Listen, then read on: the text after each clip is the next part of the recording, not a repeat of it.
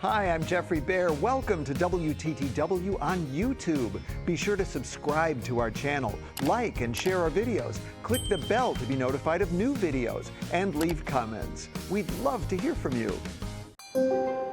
Chicago is known as the city that works. But who keeps it working? I'm Geoffrey Baer. Now, if you've seen my shows over the years, normally you see me. But if you stood where I'm standing, this is what you would see. A whole crew of people behind the scenes who make the show and me look good. Thanks, everybody. And that got me thinking. You ready? There are people behind the scenes in all aspects of our daily lives. This whole place was shaking. This is going to come down, the bridge is rolling up. That is wild. People we almost never see. Back up! Oh my gosh! In this show, we'll meet them. When I'm a big girl, I'm gonna do that job. So it's kind of special. It's a lifestyle. It's our lifestyle. And discover the amazing work we mostly take for granted. After a while, you just don't smell it anymore. 1, 2, 3, 4. When you love what you do, it never gets more. So come along with me and all of us as we show you how Chicago works. Lead support for Chicago Works with Geoffrey Baer is provided by the Nagani Foundation. Lead corporate support is provided by BMO. Major support is provided by the Susan and Stephen Baird Family Foundation. Additional support is provided by these donors.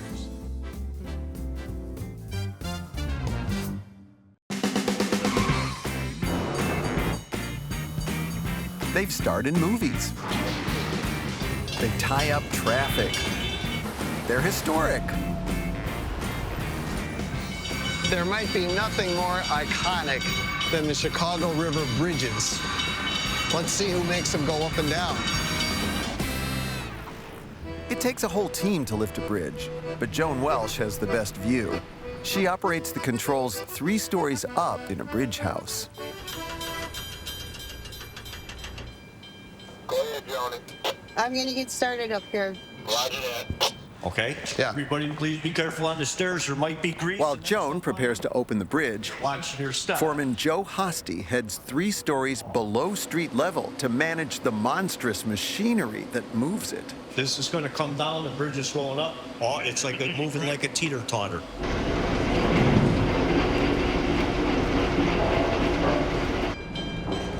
And there it goes. That is wild. At Joan's command, 1,500 tons of metal and concrete make way for 7 sailboats traveling from their winter dry docks to lakefront harbors. How long have you been doing this? 28 years. What did you do before you did this? That's funny. I was a cashier at Jewel. 10 Fort Vernon 18th Street now. Joan's transition from supermarket to supersized bridges took a year of training. So are all the bridges identical and open the same way? Very much different. No.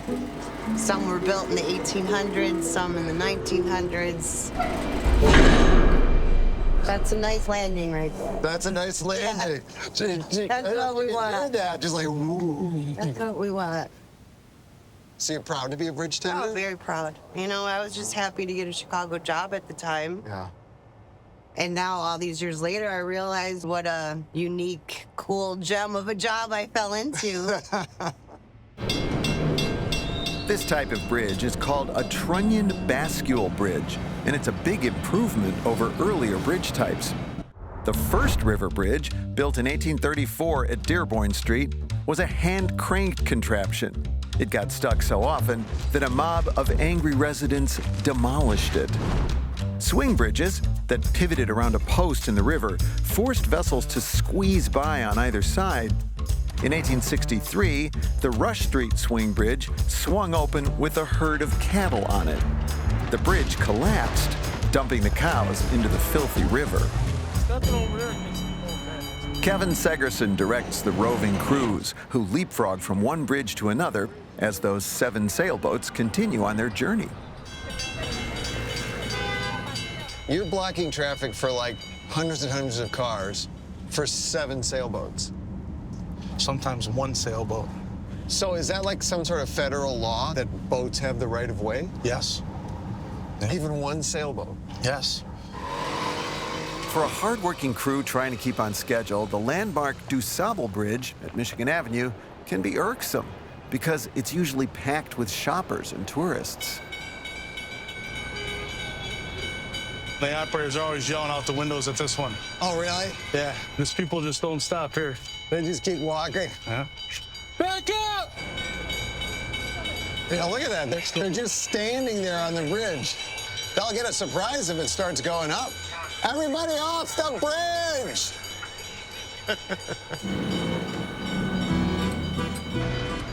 Did you ever think you'd be doing this job? No.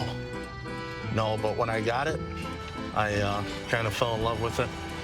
It's one of those jobs that when you tell people you're a bridge operator, you're doing something that not many people know. I mean, there's 27 bridges that we operate down here. So to be one of these people that can operate these bridges, it's kind of special.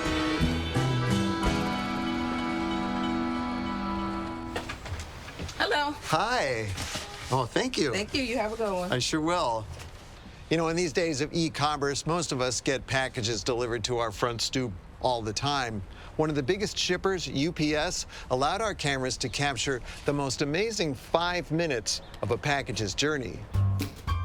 It happens here in South Suburban Hodgkins, Illinois, at the largest UPS ground sorting facility in the country. This is where packages arrive from far and wide, are sorted, and are sent on their way. This staggering facility employs 7,000 people and covers 1.5 million square feet. We have 9,000 conveyors, about 60 miles worth of conveyors. 60 miles. That's Aaron Duell. He's in charge of the automation that helps every package find its way from the trucks that bring them in to the trucks that send them on their way. Every package really should take, on average, about 5 minutes from the time it's unloaded until the time it goes into the trailer. 5 minutes? 5 minutes. Wow. But I'm seeing like baby strollers and a barbecue. Each one of these feels like a story to me. Every one of them's a story. When we talk to our employees, we say they could be cookies going to grandma, or, you know, a piece of artwork, or it could be insulin going to somebody with diabetes. To move packages through this massive, mostly automated system in just 5 minutes, it takes an inventive team of tinkerers like Aaron. How did you train for this? Did you go to school for this? I went to school for engineering. So when you were a kid, were you always like building tinker toys and... If a toaster broke, I would tear it apart, look at the insides, and try and figure out how to fix it and put it back together. Oh, yeah. And how our packages end up in the right trucks is a head-spinning process that only an engineer could explain. So right now, we're taking all the packages that have come off of our unload. They've already gone through a singulator. And A singulator? Time out. These UPS folks speak a language of their own. I need a translation. They've already gone through a singulator. A singulator? Well, a singulator just makes sure that they're not side by side. Ah, okay. Make sure that they're spaced so that while they progress through this tunnel is going to wind up reading the UPS label, and it's going to use that information to identify what load we're going to divert to downstream. So these things are then getting shoved into the trucks? I wouldn't say shoved, I would say gently moved. 1098 sort belt, what do I block? 1098 sort belt, what do I block? With hundreds of thousands of packages flowing throughout the building, eagle-eyed supervisors have to problem solve as quickly as possible. So what are all these people doing in here? Well, they monitor all the systems that make it happen, right? This is what you call the control room. These folks are making sure that the computer is running entirely from the inbound all the way to the outbound. After packages are sorted into as many as 1,000 outbound semi-trailers, they hit the road for destinations all across the country. So next time you get a package from UPS, think about the frenetic 5 minutes it spent in a hub to help it find its way to your doorstep. Perfect. Let's head to the friendly confines. Just like at every other ballpark, the hard-working grounds crew at Wrigley Field mows the grass, grooms the infield dirt, and stripes the field. But Wrigley Field might be the quirkiest ballpark in America. So here, the grounds crew takes care of a few other things. Like an outfield wall covered in ivy, or a scoreboard from 1937 still operated by hand. In this age of electronic razzle-dazzle, workers inside the old scoreboard still keep fans informed the old-fashioned way. And there's really only one way to learn how it's done. I'm inside the scoreboard. In here, workers update the score of the Cubs game in real time, along with scores of all the other Major League games in progress, scrambling up and down catwalks on 3 levels, each with 3 rows of scores, under the watchful eye of the chairman of the board, Darrell Wilson. This is a lot of work. Oh, yeah, man. How long you been doing this? I've been up since 1991. Was this like a dream come true to do this? Well, when you start the ground crew, you start off with, tarp, rain delays, rolling out the tarp. Getting soaked got old after a while. So when a scoreboard worker retired, Darrell jumped at the chance to work inside and stay dry. How many people are in here now? 5. 5 people. Geoffrey wants to dry paint. Oh, absolutely. Just take this. This is for the upper edge. Just like that. Pull it and you turn it around. Okay. So that's a 0. Yeah. So you flip it. That's okay. Yeah. Set it in there. So there's the bottom of it up. You're good. Now lock it down. You might have to push on it. A little tight. There you go. Did it. You don't know if it's upside down. You can make a mistake. We have done that before, so. You have? Oh, yeah. I had 2s upside down, skipped innings, But you don't know. You're moving around so fast. Yeah, and it's backwards. And it's backwards, right. Oh, yeah, you got to be careful about that, too. Now I'll just slide my left finger over to whether it'll be 3 balls or 2 strikes. One scoreboard worker isn't in the scoreboard. He's up in the press box. Quick Rick Fuse, the fastest finger in baseball, updates the balls, strikes, and outs the instant the ump calls them.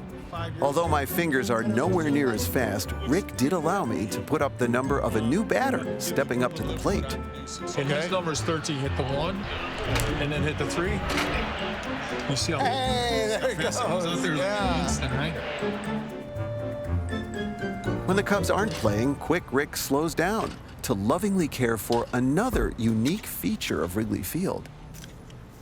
Now I've got some clippers for you. Oh, nice. Try to cut it on this brick line here. Oh, right on. So I pull it out. Yeah, I pull it out a little bit. Watch your finger. Yeah. You don't do this at other ballparks in America. The famous ivy on Wrigley's outfield wall was the brainchild of another Chicago baseball legend, Bill Veeck.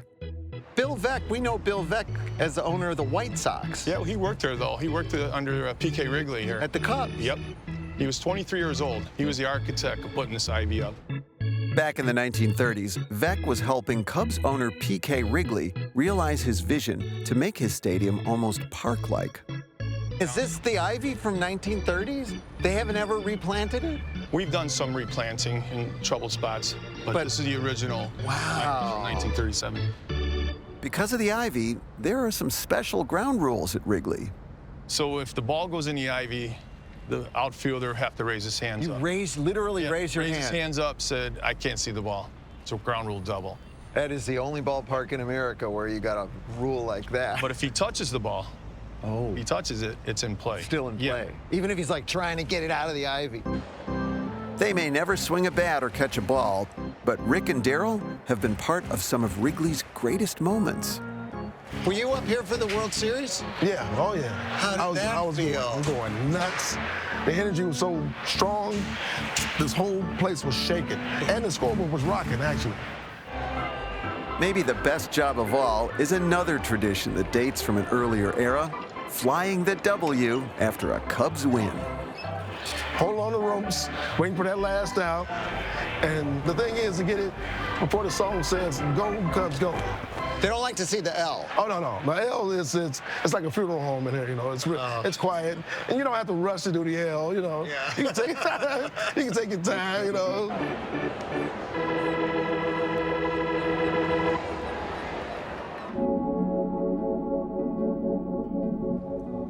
Just hanging out with the guitar fish here and the sharks. The Shedd Aquarium is one of the most popular attractions in Chicago. This is what 2 million people a year see. Let's check out what they don't see. As the sun rises, hours before guests arrive, it's breakfast time for the Shedd Aquarium's beluga whales, and they have big appetites. Senior trainer Angie Solii makes sure each whale gets exactly the right amount of their favorite frozen seafood. Who's this for? This is for Kemaloo. Kemaloo, okay. In there. Perfect. We are going to do herring for a Nick, and he gets 10 kilos. Wow. You definitely have to not mind fish smell, right? I mean, after a while, you just don't smell it anymore, for sure. It's a squid. Oh my gosh. I'm gonna have nightmares. Now comes the fun part. There you go. There you go. All right, here. Just take the whole bunch there. There you go. Very nice. Michelle August is one of many Shedd trainers who spend hours each day bonding with the belugas. Yeah. They understand what we're asking based on how we move our hands and body. Oh my gosh. Nice job, buddy. Do you want to try giving him a hand signal? What do I do? You're going to take your right hand and you're going to pretend like you're pulling down on a string, okay? Okay. All right. Right Go now? ahead, right now. Yeah, good job. Oh my gosh. Very nice. Very nice. Now, that's not just for putting on a show, right? Right. Our number one reason for training them is so that we can take better care of them. So in a position like this, if you want to step forward a little bit more, okay. I'm going to tip him on his side. So in this position, we could actually do a voluntary ultrasound exam. Belugas are saltwater creatures, but the Shedd sits on the shores of Lake Michigan. So where do you get millions of gallons of salt water when you're 800 miles from the nearest ocean? Well, back when the Shedd opened in 1930, salt water was imported from Key West, Florida on railroad tank cars. They ran on a dedicated track through what is now the museum campus. Today, the Shedd makes its own seawater using the same product you can buy in pet stores, except they buy it in 1-ton bags. Operator Maurice Smith makes 9,000 gallons a day. That's a hazard of the job, right? Yes, it is. So, you don't have high blood pressure, do you? No. It's a bad job for somebody with high blood pressure. Yes, it is. Yes, it is. Much salt. You have an aquarium at home? Yes. You do? Yes. Well, that's what kind of, I was happy to come here because I've had aquarium since I was a little kid. Oh, really? Yeah. Since I was like about 5 or 6, my dad brought a tank home, and I've been in love with fish ever since. So coming here was like a dream. When we change water from a fish system, we can send it to the ocean area.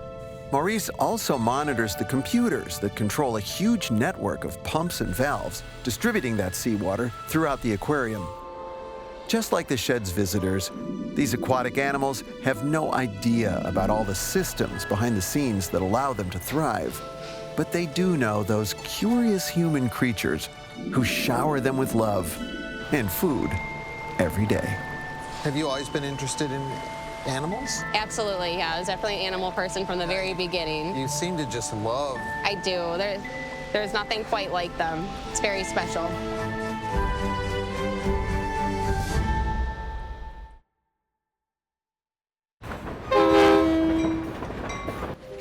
If you ride Metra trains, you probably spend most of your time just looking at your phone or looking out the window, and you might never think about who it is that's getting you from point A to point B. Well, it takes a whole team, starting, of course, with the engineer up front. At the start of a run, engineer Rob McGuire follows the track signals sent by distant controllers who guide the train out of Union Station. All right, now we're coming out into the daylight. Did Did you always want to be a train engineer? No. No? No. Oh, that's funny. Yeah, I'm third generation on both sides of my family that worked on the railroad, and they encouraged me not to go into railroading. So welcome to Metra CCF. We're the Consolidated Control Center. Now here's a guy who loves working on the railroad. Greg Godfrey supervises the control center that directs 700 Metra trains each day across 11 commuter lines. So every day at Metra, we operate 9,794 switches and signals. Approximately. And every 10.14 seconds, somebody's either throwing a switch or operating a signal. Trains don't have steering wheels, so we're essentially the steering wheel for the train. They're throwing switches. Everybody here is throwing switches and signals remotely across hundreds of miles of Metra's railroad network. This is the Rock Island district. Oh, this is just one line? This is just one Metra line. That's Assistant Chief Dispatcher Lorna Wilson Phillips. And that's Rock Island Train 407. So he's going across. Oh, look, he just took this signal. Now, as a lover of trains, I have to say, these computer screens are a little bit less romantic than the technology railroaders used in days gone by, like this. But this isn't a museum. We're at Tower A2, which controls the busiest rail intersection in the Midwest. This looks pretty old school. When is this from? This was made in the early 1930s. Now, why not just replace this with some other technology? Well, the problem is the complexity of traffic patterns that exist here at Tower A2. This section of the Metra system is so complex, there's never been enough funding to modernize it. But this tangle of tracks and the old machine that controls them are living reminders of Chicago's railroad history. Chicago's first train line opened in 1848 with one second-hand steam engine. Within 10 years, train lines extended in every direction from Chicago, and the city was the undisputed rail capital of America. And it still is. Approximately 1,300 trains travel to, from, or through Chicago every day, carrying 175,000 passengers and 25% of America's rail cargo. Rob has finished his run, but his long day isn't over yet. Between trips, engineers take their trains out to the yard for a little TLC. So it's just like working your car at a gas pump. These locomotives don't get miles per gallon. They burn about 4 gallons per mile. So the larger locomotives hold about 2,400 gallons of fuel. Yeah, so do you use a credit card? Yes, yes. Yeah. We're going through the train wash now. It's like when you wash your car. Did you pay extra for the wax treatment? No. The undercarriage wash? Before long, Rob and his train are ready for another run. Why do you think kids like trains so much? I don't know. That's probably a question for a child psychologist. I don't know. It's, I'm baffled by why people love trains so much. Did you like trains when you were a kid? Absolutely. When the freight came through the city, I would run alongside, and I used to say all the time, when I'm a big girl, I'm gonna do that job. Really? Yeah, I did. You always knew you wanted to do that? I did. I love it. When you leave a busy day here, you're like, look at all that I managed. Look at what we did. We moved X amount of trains, we moved X amount of equipment, and everybody went home safe. That is a good day. A good day at work these days often involves jobs people 100 years ago couldn't have imagined. And a lot of the jobs they did back then don't even exist anymore. Before electric streetlights, lamplighters lit gas lights by hand each evening and extinguished them in the early morning hours. The last gas streetlights in Chicago weren't eliminated until 1954. Before mechanical refrigerators, icemen brought blocks of ice cut from local lakes in winter for use in home ice boxes.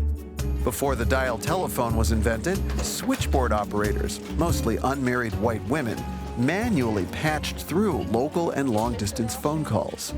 Before automobiles ruled the road, there was plenty of work shoveling horse manure into underground manure vaults in Chicago alleys. And if you wanted a fancy sign in your shop window, you had to hire a skilled artist to paint it by hand. But wait, that job is making a comeback. They say signs are one of the oldest professions. One of the two? One of the two. The second oldest profession. Second oldest.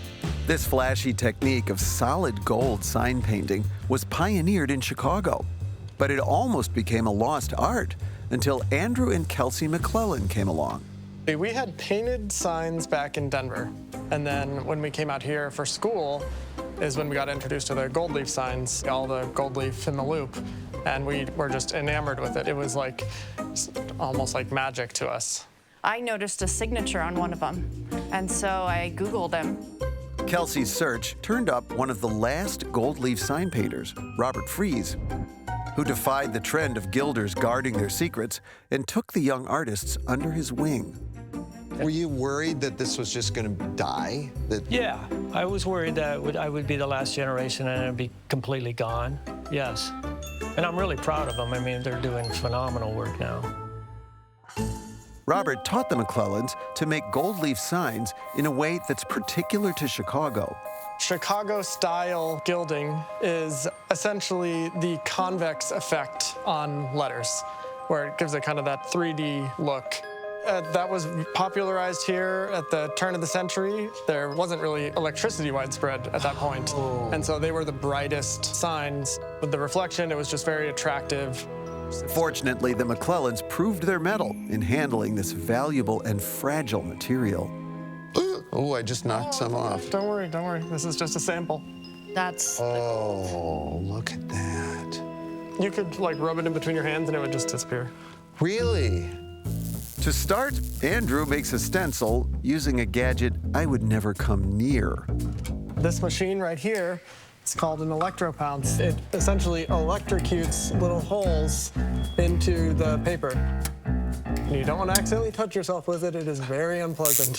Whoa. Oh my gosh. And this is for what kind of store? This is for a record store. Once the stencil's done, the work moves on site. And we're going to transfer the design onto the glass. So there you go, you're laying it on. Yeah, look at it, it just jumps onto the window. I thought he was not as good at this as you are.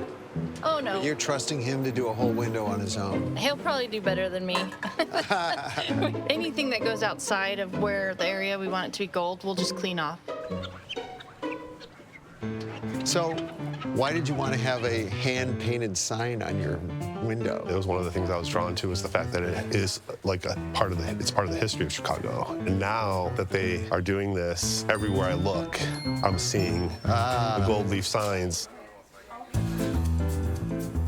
Signs make up a part of the visual landscape of a place. The Chicago style of gold leaf is part of what makes Chicago beautiful. We have a lot of pride in carrying on that tradition, which could have easily been lost. All right. So what client is this for? There we go. Wow.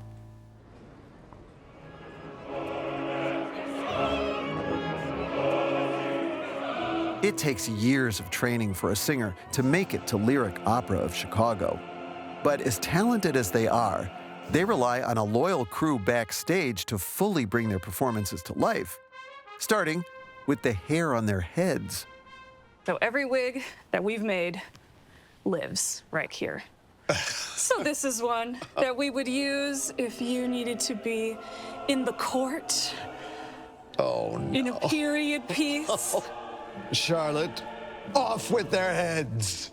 Period piece or not, each artist on Lyric's stage wears their own custom wig.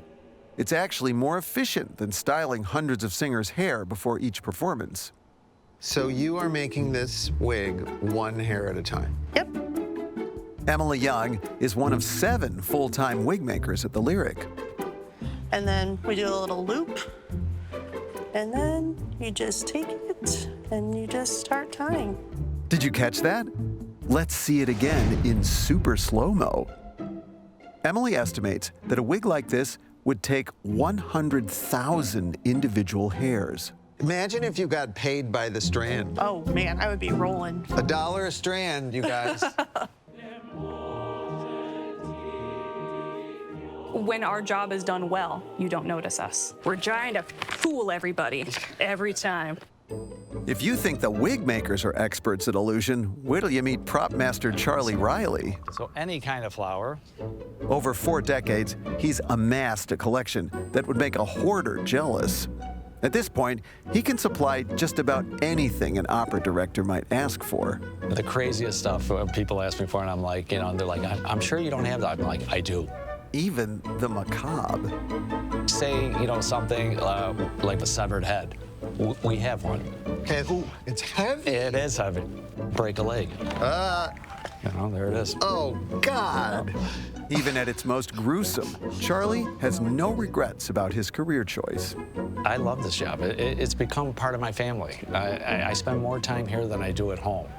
Every major thing that's ever happened in my life happened while I was here. With so many moving parts on stage and off, it takes a conductor to keep everyone working together. Well, you see, in a way, I think the conductor is the one who can really create the magic at the opera to 3,200 people every night. Maestro Enrique Mazzola is one of only 3 artists who've ever held the title of music director at Lyric.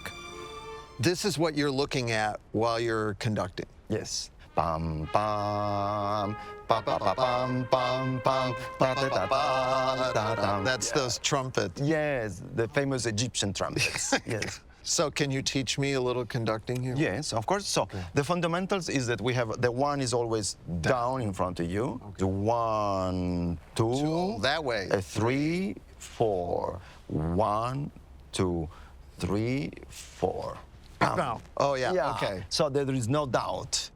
While I wait to hear if I pass the audition, I have a request for the Masters of Illusion back in the wig shop. Now, I'm a bald guy. Yeah. Can I have a wig? I think we can make something happen. All right, so the process that we do to have your head shape is called a head wrap. You ready? Oh, yeah, don't put it over my mouth. No promises if you're good. All right. This is weird. Now, we draw your hairline so that we I don't have a hairline. Then we make it up. So then we trace it. There it is. My head. Is this what you thought you were going to be doing for a living? Yeah, actually. Well, maybe not so specifically, but... You always wanted to be a wig maker? Well, in kindergarten, I told everyone I wanted to be a hairdresser, and it just kind of was an offshoot of that. Okay, it's time for my fitting. We take this guy. Oh, God. Oh, my God. Oh! I feel like Ronald Reagan. Ooh, I don't like it. Well, face too old for hair this dark. And just like it's on, it comes off. Now I feel like myself again. The drama at the Lyric Opera, that's make-believe. But here's a real-life story of good and evil, where the villain is the 4-legged kind. For years, the Orkin Pest Control Company has branded Chicago the rattiest city in America. We're going to start in the end of the alley there. Okay. Josie Cruz says Orkin's claim is nonsense, just a marketing gimmick. But she doesn't deny that Chicago has a rat problem, and it's her job to lead the centuries-old battle against them. So we're here in this alley because we had a request for it to be baited because there's been some rodent activity. So we're looking, but right. Someone saw rats here. Well, yeah, and there's different reasons why there's rats. That's one sound that you hear there. The dog. A dog. If they don't pick up after the dog, that you're gonna have a problem. Why? I mean, I don't want to get too graphic, but why? Because they'll eat the dog poop. They'll eat it. Oh, yeah. Like a vitamin. Yeah, it's good. It's protein for them. And the biggest invitation of all to a rat party is an open trash container. See this right here? Yeah, oh, this look is at that. prime example of the rats just coming in here. Oh, and the bag is just there. Yep. Yeah. That's just perfect. This is just a perfect spot for them. And can a rat get in a hole like that Yes, big? quarter size. A quarter-size hole. A rat can squeeze through like a little hole like They're that. very smart. Do you kind of respect them? No, I kill them.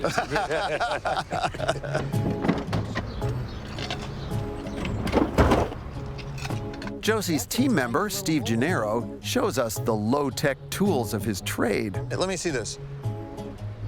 So that you cut a slit in the broomstick, you put the spoon in, you wrap it in electrical tape, and put a hose clamp on it. Dollar Tree special. Yeah. You really are saving the taxpayers money with that contraption there. But it works. One scoop.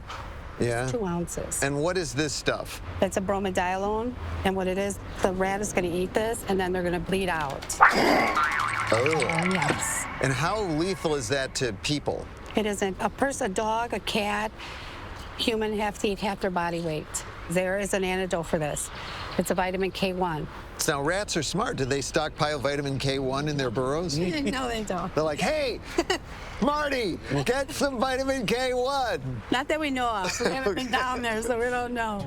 And they like nest. Thanks to Steve and Josie, I'm learning that an innocent gap in the pavement might be something more sinister. That's a big one. That's a perfect hole right there. Perfect burrow. So you hear people say, oh, I've seen a rat the size of a cat. Is that an urban myth? Yes. There are no rats the size of a cat? No. What's the biggest rat you've ever seen? Yeah, I mean, we see big ones. Yeah, I think people get scared and they just think it was that big. There's so much to know here. Do you get creeped out by rats? I don't, but don't put any ant or a spider in front of me because I'll run. I'll run real fast. Do you like doing this? Yeah. Yeah? What do you like about it? Well, I like doing I'm out on the street all day long, citywide. I like baiting. I like killing the whole nest, going back and it being fine, done, you know. You guys don't look like cold-blooded killers. No, it's only 8 hours a day.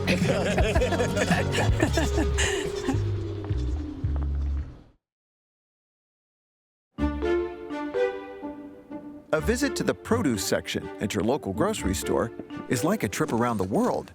Bananas from Guatemala, bell peppers from Canada, dragon fruit from Ecuador, kiwis from New Zealand. How did this cornucopia get here? To answer that question, let's visit Chicago's sprawling international produce market near the Pilsen neighborhood on the southwest side. The day starts early here, very early. Well, it's 2:05 a.m. and it's pretty quiet around here, but not for long. At Galera Fresh, one of the 22 wholesalers here, orders are already streaming in from grocery stores and restaurants. And soon enough, workers spring into action, gathering every kind of produce imaginable and loading trucks for delivery. Warehouse manager Kevin Sack spends the wee hours of every workday overseeing the operation. Why does it have to be in the middle of the night? Well, because you have to stock the shelves at the grocery stores before all the customers get in. At all hours, trucks back up to the refrigerated loading dock, bringing produce from farms all across the country and beyond. So what do we got here? Strawberries. Look at that. Oh, man. Those look really good. Oh, man. Somebody who buys that strawberry box is going to say, wait a minute. There's one missing. There's one missing. This one. It's cutting really nice. Check the sugar now. Specialized produce buyers like Brian Clark haggle with suppliers, set prices, and make sure the products will keep customers happy. 11 and 12 is really good. This is a little meter? Yeah, that's a 13, so that's really sweet. Too sweet? It could never be too sweet, could it? Pepe and Paco Vega are twins who own and operate Galera Fresh as third-generation produce sellers in Chicago. My grandfather started in 1970. He was one of the first Mexicans, pioneers, bringing Mexican produce. We had a vision as little kids when we used to work for my grandfather and my uncles, that this is where we were gonna be. Chicago has been a hub for produce since the late 1800s. The first wholesale produce market was in the Loop on South Water Street, but the crowded and smelly market became a nuisance as skyscrapers rose downtown. Elegant Wacker Drive replaced it in the 1920s, and the market moved to 14th and Racine on the Lower West Side, keeping its name, South Water Market. When that facility became outdated, the market moved to this state-of-the-art structure near Pilsen in 2001. Today, the sheer variety of produce here might have stumped the vendors at those earlier markets. So what is that? This is cherimoya. For Hispanic people, they call it texcalama. Very popular too, and expensive. Dario Uribe and Breck Grigas are specialists in what the industry calls exotics. What is this? This is longan. Longan? Yeah, those come out of Vietnam. Guanabana. Guanabana. Yes. It looks like something out of the Harry Potter. So, where is this from? Mexico. This is lychee. I love these. These are cool. What are these? Passion fruit. That's a wonderful aroma. Oh, it does. Smell. As day breaks, drivers hurry off with their perishable products for a grocery store near you.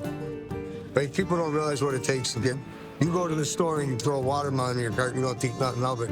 You know what I'm saying? We're up at 2 in the morning to get all this stuff up here. What does it mean to you to be in this business? Our life, it's a lifestyle. It's our lifestyle. It's our school, college, university, everything. We learn everything here. A lot of the produce and other products we bring home from the grocery store come in containers made of plastic and other recyclable materials. Now, a lot of us are pretty diligent about recycling, but if you're like me, you probably wonder how much of the stuff we put into these blue bins actually gets recycled. The short answer is we have room for improvement, according to sustainability expert and IIT professor Wesleyan Ashton. Chicago has one of the lowest recycling rates of cities across the country, right? So we hover around 10%. But for the 10% of us who do recycle, the sorting process is amazing. It happens at a MRF. That's short for Materials Recovery Facility. This MRF is owned and operated by LRS in Chicago's Back of the Yards neighborhood.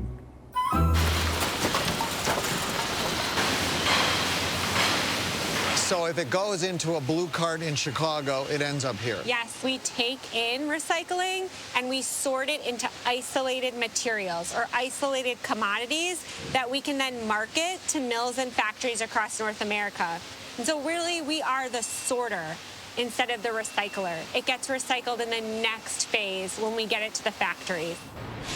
And sorting is a very big job because recycling truck drivers dump their haul in one big pile on the MRF's tipping floor.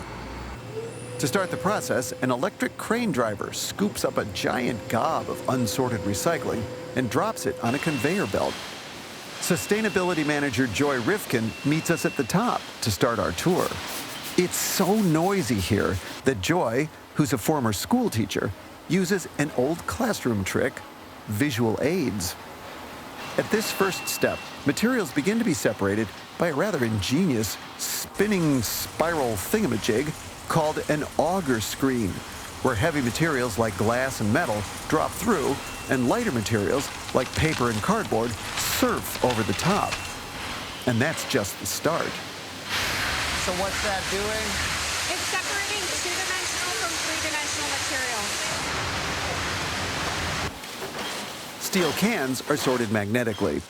Most amazing is an optical scanner that identifies material at high speed and then injects puffs of air to send lighter materials up to one sorting area, while heavier materials fall down to another. Somebody's math homework is in there. Really? Yeah, like geometry. Leave it to a former school teacher to spot that. For all the computers and scanners, a lot of this process still requires human power, especially because other humans put stuff in blue bins that doesn't belong there, like plastic bags, which get caught in the machinery and jam up the works. I can't even sort my laundry. I can't get the darks and the lights separate. I know, it's hard. Sorter Cynthia Torres says plastic bags aren't the only thing she worries about. Hay ocasiones que pasan las agujas, químicos con los que lavan las albercas, todo eso. Entonces, pues nosotros tenemos que tener mucha precaución y paramos la línea para poder hablarle a un supervisor y pueda retirar ese material de ahí para que no nos haga daño a nosotros.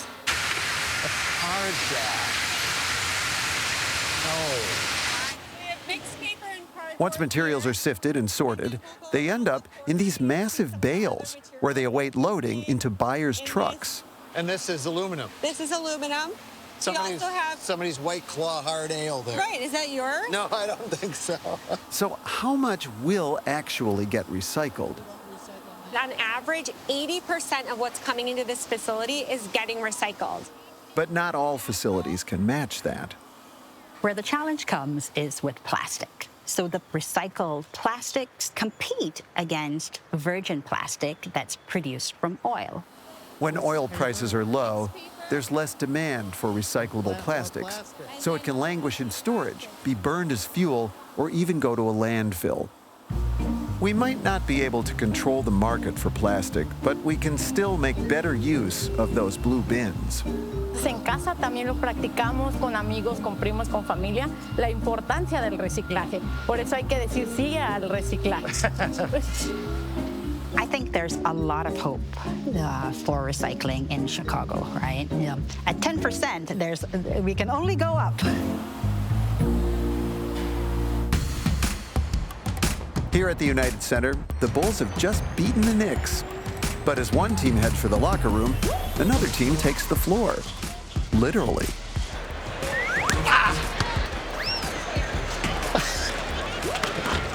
Yes! Okay, I'd better get out of the way here because this crew of 50 doesn't fool around. Tonight, we're going to see it go from a basketball court to a hockey rink. Yep. How long will that take you? With the way that we work, 2.5 hours max. Conversions Chief Denard Jefferson knows the cold, hard facts.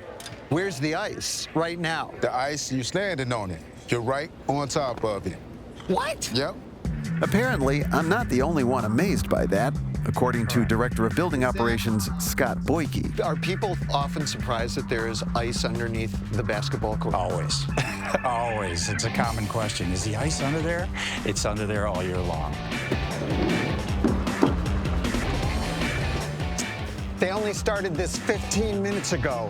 And look at how much is gone already. Grab a corner. We're just going straight on. Oh, that's not too bad. I just hit up the floor at the United Center. What was here last night? We had a comedy show last night. And then tonight? We have a Bulls game. And tomorrow? We have a Hawks game. That's exhausting. It can be. But the grind of constant conversions doesn't seem to get to Denard. Oh, yeah, I'm always hands-on. Sometimes I got to remind myself that I'm a supervisor. I'm just hands-on. I love to work. So you love it? Doesn't get, routine after a while? Boring? No. When you love what you do, it never gets boring. In addition to the floor, the conversions team removes several sections of seats and a subfloor known as ice decking. They stow everything in a storage tunnel beneath the stands.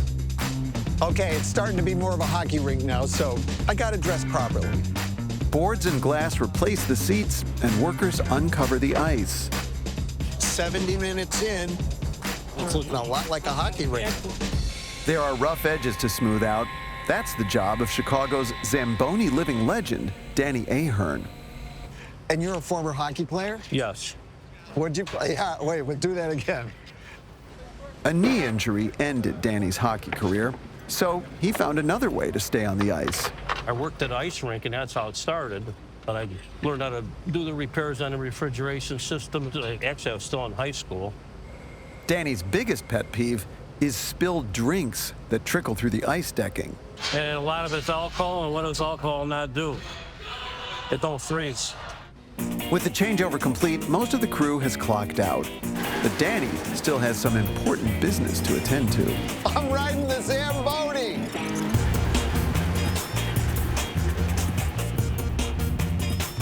Who invented this thing? Guy named Frank Zamboni. Did you ever meet him? Oh, yeah. Really? Oh, yeah. What was he like? Normal guy. Smart. I'll say. So how many years have you been doing this? Between the stadium and here, 43. 43 years. Yeah. And stop. 2 hours and 12 minutes, and I'm about to go skating. I can't believe I'm doing this. Before long, this pristine sheet of ice will be hidden again as the crew returns to transform the United Center for the next big event.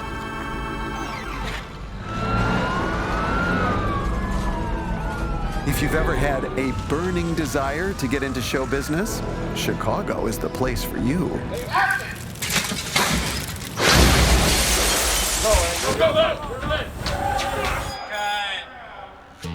NBC's top-rated series, Chicago Fire, began filming in 2012 in this massive film studio complex called CineSpace on the city's west side. And it's the job of these folks to make it look as convincing as possible without hurting anyone. This is our burn stage. Yes. What's a burn stage? A burn stage is where we have our fire scenes. Steve Chikarotis is a retired fire department deputy district chief and a producer on Chicago Fire. What's the scene here today?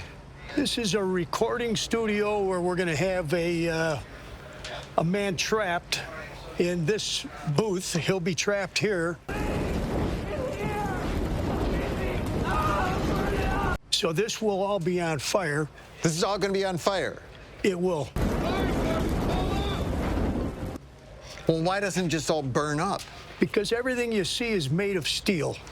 This is all steel, all things that won't burn, even the instruments. This looks like a piano, but it's just metal. Oh yeah, look at this. These are supposed to be like a spiral-bound book, but it's made of metal, so it won't burn. Crack 12. Over the years, we've gotten quite good at making stuff look reality-based, but actually you put flame to it, and once you take the flame away from it, it's not burning. Before filming starts, special effects wizard John Milinak and his crew set the level of each flame, one at a time. So when they're all lit at once, it looks like the room is believably ablaze. That's plenty for now. Save that. Just in case, there are actual firefighters on set at all times. Whoops. Good thing, too. Round of applause for this. So, you've worked in Hollywood. Yes, I have. What's different about working in Chicago? I think the camaraderie of the Chicago crews. It's really a large, expanded family here. Ready, and 1, 2, 3, 4! Now, given the danger, why subject the actors and crew to real fire? It has a better feel for it when we can say we do it live. Plus, there's some bragging rights to say we do it real.